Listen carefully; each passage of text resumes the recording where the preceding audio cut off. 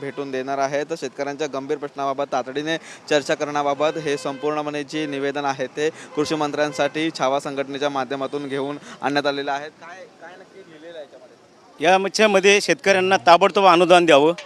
तसं बघितलं तर 35,000 कोटी फक्त शेतकऱ्यांना कर्जमाफी देणं गरजेचं आहे। 35,000 जर एवढा मोठा 70-80 हजार कोटीचा शक्तिपीठ महामार्ग उभारत असाल तर आमच्या शेतकऱ्यांना 35,000 कोटी द्यायला सरकारकडे पैसे नाहीत का? त्याच्यातून पण तुम्ही जून 26ची तारीख दिलेली आहे आणि तोपर्यंत शेतकऱ्यांनी करायचं काय? आज आमची जमीन खरवडून गेलेली आहे। बोर आणि सगळ्या विहिरी गाळाने भरलेल्या आहेत। रब्बी हंगाम करायचा असेल तर कसा? आमचा शेतकरी 10 वर्ष मागं गेलेला आहे आणि तुम्ही आम्हाला रोज तारखा देताय। शेतकऱ्यांनी करायचं काय? रोज साधारणपणे महिन्याला 200 ते 250 शेतकरी महाराष्ट्रामध्ये आत्महत्या करतात। हे सरकारसाठी किती लाजिरवाणी गोष्ट आहे। मंत्र्यांना काय भेटण्यासंदर्भात याआधी सांगण्यात आलेलं होतं का? शिष्टमंडळ आज भेटणार आहे का? हो, मंत्र्यांची आम्ही वेळ घेतलेली आहे। त्यांना 9:30 ते 10च्या दरम्यान आम्ही भेटणार आहे असं त्यांनी आम्हाला सांगितलं आहे।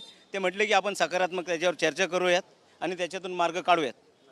पाहिलं तर कृषी मंत्री आहेत ते आज या ठिकाणी या सर्व छावा क्रांतिवीर संघटनेच्या पदाधिकाऱ्यांना भेटणार असं सांगितलेलं आहे। परंतु तत्पूर्वी जर आंदोलन झालं तर या ठिकाणी आहे ते कुठलाही अनुचित प्रकार घडू नये त्यासाठी ही संपूर्णपणे जी खबरदारी आहे ती पोलिसांकडून घेण्यात आलेली आहे। राज्य राखीव दल या ठिकाणी तैनात आहे। स्थानिक पोलीस स्टेशन देखील या ठिकाणी असून हा संपूर्णपणे आंदोलनाच्या पार्श्वभूमीवरती ही तयारी आहे ती या ठिकाणी पोलिसांच्या माध्यमातून ठेवण्यात आलेली आहे। तर आज छावा क्रांतिवीर संघटनेच्या माध्यमातून कृषी मंत्र्यांच्या बंगल्याबाहेर आंदोलन करण्याची भूमिका आहे ती या संघटनेने घेतलेली आहे। परंतु कृषी मंत्र्यांनी देखील त्यांना वेळ दिलेला आहे। नक्की आज भेटीच्या नंतर काय होतंय हे देखील पाहणं तेवढंच महत्त्वाचं ठरणार आहे। व्हिडिओ जर्नलिस्ट प्रेमसह निखिल चव्हाण, TV9।